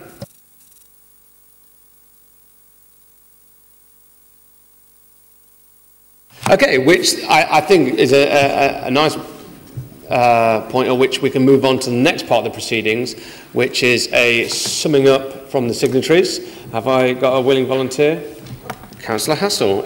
You are time limited on this, but it's 5 full minutes, and I think you can do it justice. So over to you.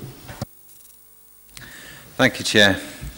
Clearly, this decision is very emotive.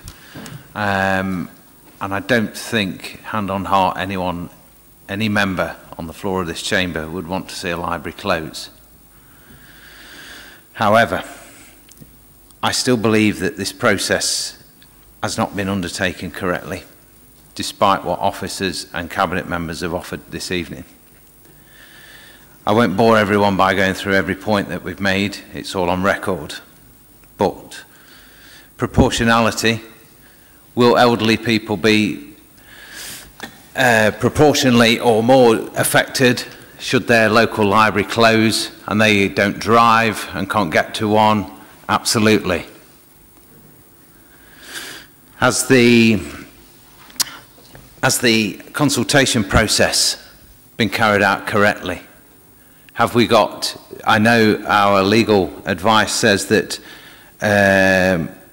no is not a given option, but how can that be? If you're offering up options, people believe that is the only option they are given. If I was to give an example of, I can consult on the removal of Councillor Stanton's rather fetching facial furniture and say, I will remove it with A, a pair of scissors, B, some shears, and A hedge trimmer, I think, with what we need on that one. It will be removed despite him wanting it gone or not. The actual fact is, the public were not given the option to keep things as they are, despite legal process saying otherwise. And I think what has not been offered up this evening is actually the big human cost in all of this, should this go ahead. We have potentially the loss of 41 library staff whose knowledge and experience can never be replaced, unlike buildings and books, etc. I don't feel that a reduction from 17 libraries to 5, which is something like a 70% reduction, actually gives Derby a provision that both it deserves and needs, and I wouldn't say it would fulfill a statutory need. What we have this evening is a chance for all members who can help alter this decision to help change it. Despite some who are talking and not listening while I'm talking in such an important meeting, I think it would be incumbent on all who can help change it to take the time and ask the Cabinet to think again on this matter. The call-in is the thing that is within our armoury to help pause this decision-making process. But I think this decision needs to come out of lines in legal text and political dogma. It needs to be what people of Derby want and need and should have. And would hope everyone would vote with their conscience tonight and not with any applied party whip. Thank you very much.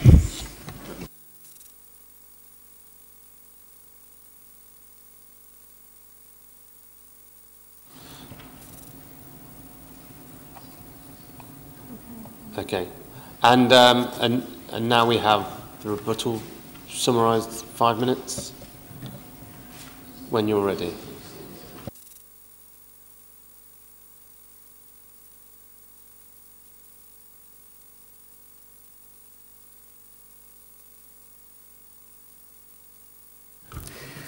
If I could provide an initial response. So in summary, I think what we would want to put forward is that option B plus that's been put forward is considered to provide a comprehensive and efficient service for the council, for the city, and it does fulfil the council's statutory responsibility with respect to a library service. The 5 libraries that are proposed to be included in the statutory offer have been selected through a strategic needs assessment and through full consultation carried out in good faith, where there was many opportunities for people to put forward other options that they felt we should be considering, and they were considered as part of the analysis. We do not believe that option B plus needs to be reconsulted upon. It is firmly rooted in option B that was part of the consultation process. The budget savings target is relevant to be considered as part of the strategic review, and if option B plus is implemented, then that will also deliver the saving that was proposed. We believe that all of the appropriate levels of information were provided to Cabinet in order for them to make the decision, and that the detailed packs that people have talked about were not needed to make that decision. What we have talked about is reviewing the timelines for the expressions of interest to take account of the delay as part of this call-in process, and as per recommendation 215, which delegates approval to myself in consultation with a Cabinet member, we can make those amendments. And what I would just like to clarify is that we are focused on making CMLs a success. Just to say, from a political point of view, it's always been the aim and the ambition to make sure that no library closes, and a very important factor behind all of the thinking of Cabinet was looking for the option that gave the best possible chance for keeping every single library in the city open, and that's what certainly I believe and Cabinet believe we've achieved through this particular option. The legal advice we've had is that it does meet with the 1964 Act in terms of complying with that. The consultation that took place with members of the public, there was the opportunity for members of the public to put forward other ideas with a free text space. So there was the opportunity for people to make other comments outside of the options that were put forward, and many people did take that opportunity. And that was actually instrumental in terms of refining the proposals as they came on, which I think demonstrates that it wasn't predetermined in any way, because there were refinements to the options that were included in the consultation, and option B became option B plus as a result of comments that were made by members of the public to make sure that we got absolutely the best solution for Derby that we possibly can. So I do refute the premise of the call-in. I believe we've answered the questions that have been raised as part of the call-in, and that I therefore believe that Scrutiny Committee should not uphold the call-in on this occasion. Thank you. Thank you, Councillor Rawson. Now I'll invite any member of the Executive Scrutiny Board, should they wish to give their own contribution. I will ask, at least loosely, for it to be detailed on around the call-in. I'm sorry, and this too will be limited to 5 minutes. Hopefully that will limit. Councillor Holmes. Thank you, Chair. I'll start this off. I'm sure colleagues will have other areas of either to support what Councillor Orson said or to propose that there have been breaches. I will cover this in three areas. Sorry. I don't think the officers or the Deputy Leader can offer or haven't offered any assurances that libraries won't close. And then they've shown an inability or reluctance, in my view, to explain what additional mitigations will be in those circumstances if no CML is being proposed or if a CML fails. And that is those additional mitigations are referred to a number of times throughout this report and form part of this decision that's being made. And the admission, coupled with the admission that some protected groups may be disproportionately impacted, I believe that's a clear breach of A, proportionality, C, respect of human rights, E, clarity and aims and desired outcomes, and F, which is record of the options were considered and or relevant issues that do not appear to have been taken into account. I also think there's been a breach in principle F, because I don't think there's any demonstration here of the risks that staff TUPE, for example, could present the council, nor is there any risk assessment, or whichever wording you want to use, in assessment of the Unison, for example, which I believe is the main union involved in this with regards to staff redundancies. The other final area that I would like to cover, and I think this is a breach of principle A, which is proportionality, again, is the removal of 10 libraries from Derby City Council's statutory offer when considered in the context of the perceived financial gains, savings, is just not proportional. Thank you, Chair. Thank you, Councillor Holmes. Councillor Bayliss. Yes, thank you, Chair. I think for me, the only thing I would agree with Councillor to my right about, I think nobody in this chamber, absolutely no one, wants to close a library. But the facts of the matters are that the numbers that the council is dealing with haven't changed. The budget hasn't changed. The new government hasn't changed the budget. And therefore, we're in a position where we have to make difficult and tough choices.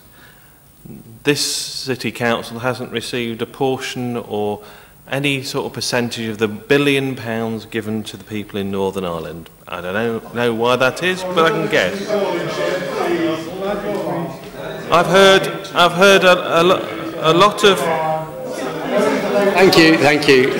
Yeah, we can do without the barracking. I will remind Councillor Bayliss. Yes, please. To submit the call in. I think I've given everyone quite a lot of freedom. Let's not barrack each other in the I've fire. heard a lot of rubbish from the right, and I just want to make the point that at no point in this process, any point in the consultation, have I heard any Tory proposals or alternatives to this, alternative Chair, budgets to this. Point of clarification. At the budget meeting, it was clearly set out what we would do, how we would save the money, and an amendment. Councillor Bayliss either didn't notice that or is clearly wrong. And Councillor Poulter, the budget was agreed. Let's allow Councillor Bayliss. Councillor Bayliss voted it down, I believe. Well, at no point have I interrupted my colleagues to the right, Chair.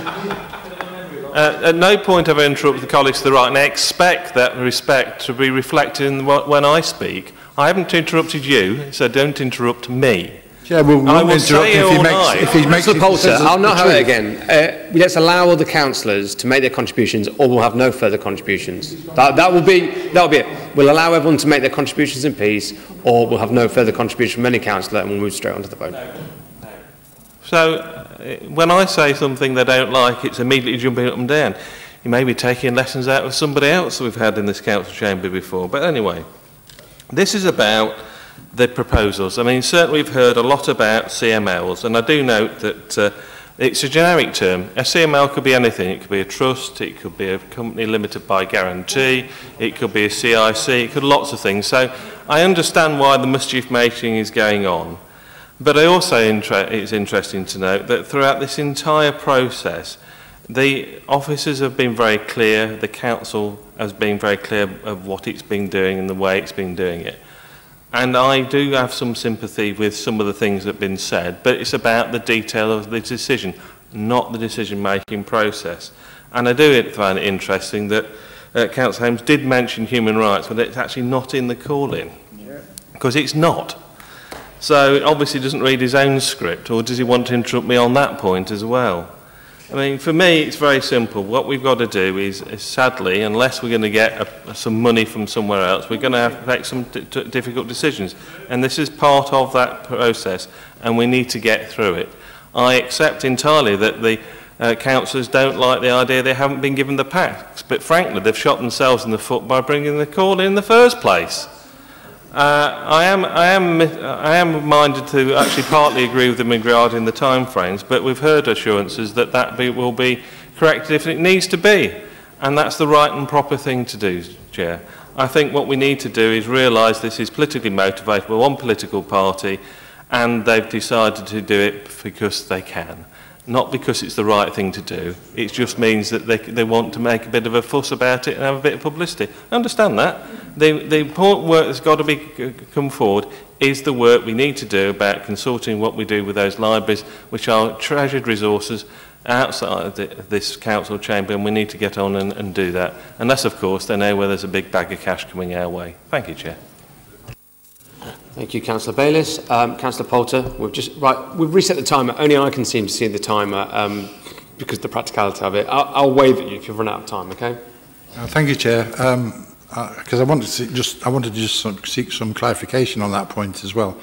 But I'd like to thank the nominated officer, the nominated member from the Labour benches, for that contribution tonight, and just congratulate him on... Chair, could I just point out that nobody's nominated me to say anything. I said it because it's the right thing to do, Councillor Poulter. Ooh! Yes, I can interrupt as well. I really would prefer it if there were no further interruptions from anyone to anyone. As I said, let's allow people to make their contributions, and let's move on. I'd also like to congratulate him on being the one that jumped the gun and disclosed the saviour of Ulverston Library before it went out to anybody else, but that's another point. The clarification I wanted to make, Chair, was what point we're at in the proceedings. Are we at item 5, where we can seek contributions by any member of the board for a minimum of 5 minutes, or are we at 16, where we're giving our views in relation to the principles that may or may not have been breached? We're 15. Thank you, Chair. In that case, I have spoken on and given, I think, a clear indication of my views on this by some of the questions that I've put. But the one major item I want to seek clarification on is this perception that by officers that they have, under some delegated power, the right to change a decision of the Cabinet without the Cabinet considering that change. There's no doubt whatsoever that the decision of the Cabinet that was made at 10 point whatever it is on the timescales for the parts of the process to be completed, that the final date for submissions of interest was the 29th of August. No, yes, August, and completed entries by the 23rd of October. I acknowledge that by members here, not members of this Scrutiny Committee calling the matter in, when by members calling it in, it may have delayed it by a week. I'd ask myself the question, did Cabinet not consider that a likely outcome and therefore allow that in the time that they were allowing CMLs to prepare these expressions of interest? And I would submit that in no way, whether the monitoring officer judges that the officers can make that decision under delegated powers, I would suggest that morally and in terms of openness, honesty, transparency, whatever other principle you want to make, that decision should be made by Cabinet. They should hear the arguments in relation to the delays that's been caused and the delays and the limitations on the timescales that we say the community managed libraries and communities would suffer. They should hear that and properly consider the timescales and change it to an appropriate level at which if they are serious about achieving these changes with the communities, they should do that and extend the timescales considerably to give, in my view, the library service, although they say they've got the resources, I don't believe they have, to give the library service chance to engage with those communities and the communities to come together to put together a CML or a limited company or a trust or wherever they are now being allowed to put forward. So, clarification on that point, please, Chair. Any further contributions from Councillor Webb? Chair, it's interesting to note that throughout this there have been some changes all the way through. Any question that we've asked, we have been given a different answer to what is within the report.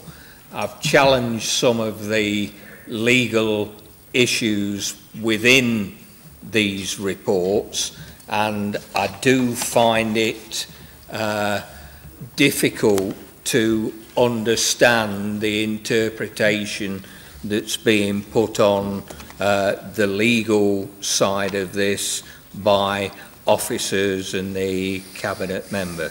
At the end of the day, this is about a budgetary saving, and it's you yourself, Chair, that said that. And we are not here to talk about a budgetary saving. What we are here to do is to find out whether the process has been breached in any other way. I'm going to take presumption in favour of openness, because I've got information as a member that I've been told that I cannot utilise anywhere until after this meeting has taken place. Now, I've taken that as my duty not to disclose that information to anybody else. And that should not be a position that we as councillors are put in. We're also being put in the position of being told that we're community leaders, and yet we are not allowed to lead our communities in the setting up of community managed libraries.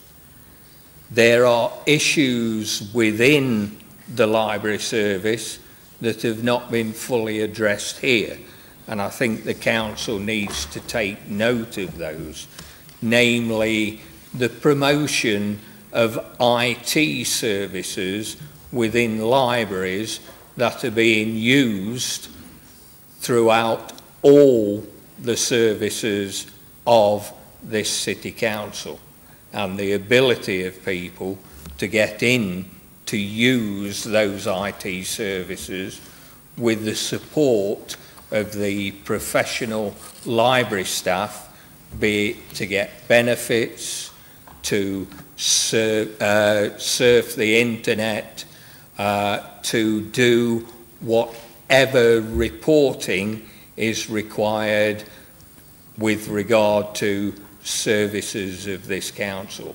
And that in nowhere here has been properly addressed. I feel that the report itself leads us to believe that community managed libraries is the community managed library option that has been used elsewhere in the country. There are insufficient options that have been properly reviewed within this report. I've mentioned trusts, you have mentioned community groups and collectively getting library users together. We've been precluded from doing this. We're being told that information will be available after this call-in has finished. You can't make a decision on setting up an alternative to a statutory service if you've got no idea what that alternative is. You needed to provide all that information up front so that people who expressed an interest had an idea of what they are going to enter into. So I feel that this report, although thick with regard to paper, is insufficient in detail. And quite amazingly, without seeing the clock, is within 10 seconds of 5 minutes. There's a tenure there, isn't there? Councillor Hazelgrave. I'll try and be brief, Chair. I listened very carefully to the signatories' submissions and found actually that the rebuttals by the officers and the cabinet member, who is the deputy leader of the council, completely allayed any fears I had.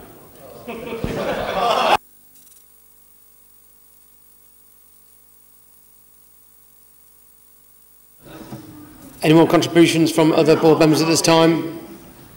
I would just very briefly I do welcome this call-in, and I always hope that the intentions are by no means politics, but purely to allow us to look again at our decision-making process and to use the means by which to do so. So I thank the signatories for their contribution and indeed the officers and the cabinet member. I also have at times allowed the debate to stray quite far away from the subject of the call, and I've done so because it is a subject that people are very passionate about, rightly so. It affects all our communities and will continue to be of great interest to this scrutiny board as we go on and look at how this evolves in the implementation of the policy.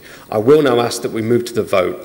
The way the vote works, that if you wish to uphold the call-in, I just ask that you tell me from the list which of the principles you believe are breached. You can say, or you can just give me the letters, but if you are holding it, do give us the principles. If you reject the call-in, you can just say reject. Is there any particular order I need to go in? Or do I just... Chair, sorry, in all your wisdom on these matters, I wouldn't want you to make a stray too far from the procedures that's laid down in the council's procedures. And so I read you under section 16, the chair shall then ask each member in turn to state whether they consider the decision-making principles identified in the call-in notice were or were not breached, giving reasons. Where a member considers that a principle has been breached, they will be required at this stage to state which principles they consider to have been breached. So each member needs to say what principles they do or don't believe to have been breached and why. I believe that's what, I think, yes, I don't think it's substantially different from what I've just said, to be honest, Chris. We'll count Councillor Barker.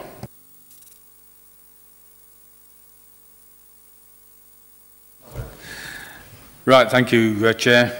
I find that there are breaches of this call-in relation to, firstly, proportionality. I don't believe that the distribution geographically is correct. I think it is disproportionate in relation to the needs of the public of Derby. I don't believe that it is correct in reducing a 70% reduction in the provision of library services can be adjudged as being proportionate or in keeping with the spirit of the Act of Parliament. I do fear that this may well be subject to judicial review as a result of this, and certainly there seems to be throughout the paper a predetermination that whilst we are reviewing the strategic library services, there is a predetermination in relation to the costs that have actually been adhered to the library service from a budget decision in 2016-17. And so therefore, again, there is in proportionality in the fact they are not meeting the Act as I see it. In relation to due consultation, again, the consultation, as we've heard tonight, has been considerable over the last few months, but at the same time, the one thing that was missing there was the ability of the public to, in actual fact, say they didn't want to change. And so I heard what the legal officer had to say in relation to that, that it's stet, if that's not... But the public didn't have that opportunity. They were pointed in the direction of actually going for option 3, or option whatever. Human rights we're not going to talk about because there's nothing on there, if you've already said that. Presumption in favour of openness, I think we've again heard this evening on several occasions the fact that there is considerable concern from not only councillors but also my understanding is from members of the public in relation to the openness that is not there in relation to what we have been told in relation to the way that CMLs will work, what we are proposing in relation to the buildings, etc.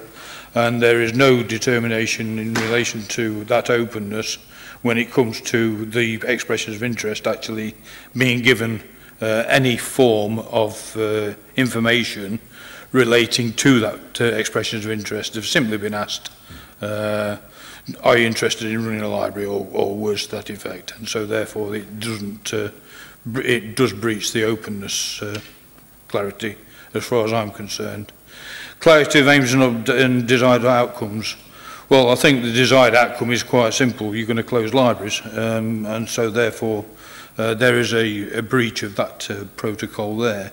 Clarity of aims, I think that it's very unclear in relation to the aims because nobody can answer what is going to happen to those that can't manage to make CMLs or otherwise.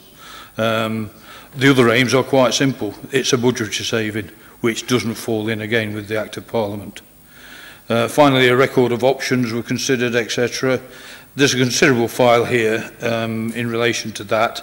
The options all move around the fact that there has got to be a budgetary saving. That, again, is not the principle involved in reviewing a library service. And the relevant issues do not appear to have been taken into consideration. We've come up with several issues tonight, or there have been several issues come up tonight, which supposedly, by paying lip service, have been taken into consideration, but at the same time have been on the hoof, said, oh, well, we'll take that into consideration should somebody come up with it. And so, therefore, again, the information that this decision has been made on by Cabinet is incomplete when you start looking at this file, because there has been policy virtually made on the hoof this evening. And so, therefore, I believe that the call-in is substantiated. Thank you, Councillor Barker, and that extensive justification for your reason behind it. That is welcomed, but do not feel like we need to, for each one, have every indeed justification, if so, do so. But Councillor Webb. You think I was wrong? I'm going to be reasonably short, Chair. I'll doubt just that very much, Councillor Webb.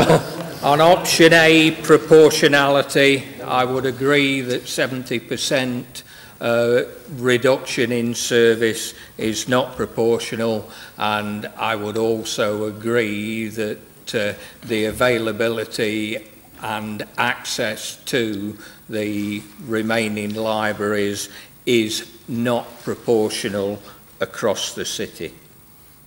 On due consultation, yes, there was consultation. It was led by the options that were made to members of the public, and it was not made clear either in the report or to the public that any other options would be available for them to support, so they could only vote for what was in front of them. The presumption in favour of openness, as I say, I don't think it's been open. There is substantial information missing about the community managed libraries process, how it will be managed from the council itself and how interested groups will be communicated with, and that members are not going to be allowed to lead as they should within this process. So that, as far as I'm concerned, is not an open process.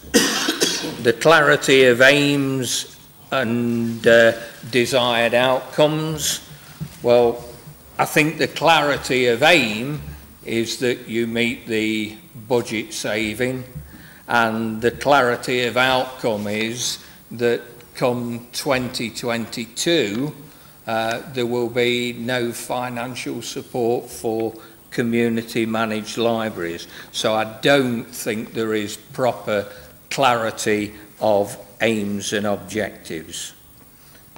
And with regard to record of options, yes, we've got the record, but not all options have been considered, and as was mentioned earlier, the MP for Derby North has said on record that not all options have been considered, so I think it fails on all those issues. So I'm going to move along and then I'm going to go down the front. So Councillor Graves now. Thank you. I mean, in reality, we only have to decide on one reason to uphold the call-in, not every single reason. I'm going to uphold the call-in. I believe it's okay on F, on principle F, on the basis that the budgetary savings are not in the right timescales, so the option does not deliver the plan. And therefore, and also the fact that there doesn't seem to be a plan for the introduction of the CMLs, so therefore I'm going to uphold the call-in. Thank you, Councillor Graves. Councillor Eldred.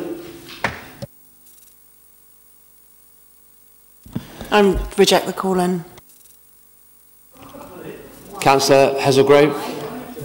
I reject the call-in. Why, please? Chair, if necessary, I shall give a reason why I reject the call-in. You're not required to, but if you wish to elaborate, you just can do. Reiterate what I said earlier. Any major concerns I had, and which were raised by the signatories, were fully and completely addressed by the officers and the cabinet member, and I have no more concerns, and I feel therefore that I must reject this call-in. Chair, I reject the call-in, and I feel that procedures has been followed. There has been no breach, and the community has been rightly consulted, and I reject the call-in. Councillor Poulter.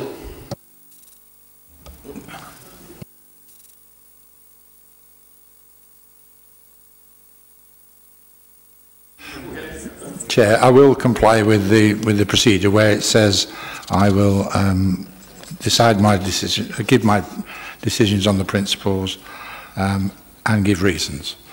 I'm going to make you an offer which you may or may not choose to take. I have here a list of which in principle, I believe that principles A, B, D, E and F and other relevant issues should be upheld. I have a list of my reasons for that, most of which I've voiced in the course of this meeting. I can, if you wish, read those out to you. It might take some time, or I'm prepared to save the officer's handwriting a little and submit you an email copy of those reasons. It might save time, and it would ensure that my reasons were included fully in the minutes of the meeting. I'm sure happy to accept them and include them in the minutes. I thought I'm sure the officer would be very happy not to write them down. Thank you. Thank you. Councillor Holmes. Thank you, Chair. I wish to uphold the call-in. Many of the reasons stated by the signatories I think are valid. I believe A, E and F have been breached. I will refer to the reasons I gave earlier in this meeting as to why I believe that's the case. But additionally, outside of the signatories' reasons, I also think Principle C has been breached also. Whether that has any bearing whatsoever on the outcome or not, I think it was worth mentioning it. Thank you. Councillor Jackson, it's your turn.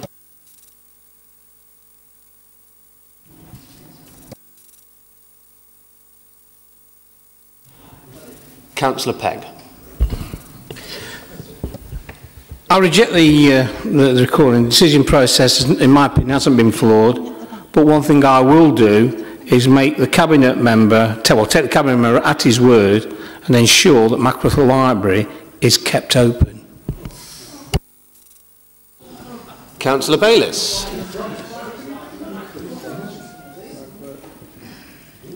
Shall I wait for silence?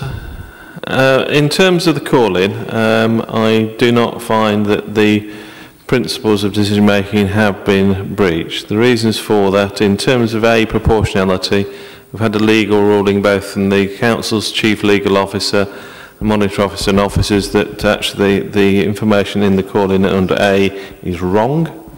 In due consultation, there have been 2 consultations over the last few years. I think it's very clear in terms of openness from what officers have said and what's in the report, what's expected in terms of the presumption in favour of openness. In terms of clarity of aims and desired outcomes, well, we understand where this is going. Sadly, I think we'd all agree that we don't really want to go down this route, but nothing's changed to enable us to take a different tack at this stage. Therefore, in terms of the report itself, it is sound in terms of clarity of aims and desired outcomes. I might have actually agreed that there might be an issue on the time scale, actually, but since they were so rude to me and I've heard the rebuttal of that, I wouldn't support that either, so I reject the call-in. At which the call-in is rejected. Thank you everyone for your time and your contributions this evening as always, and we'll see you next time.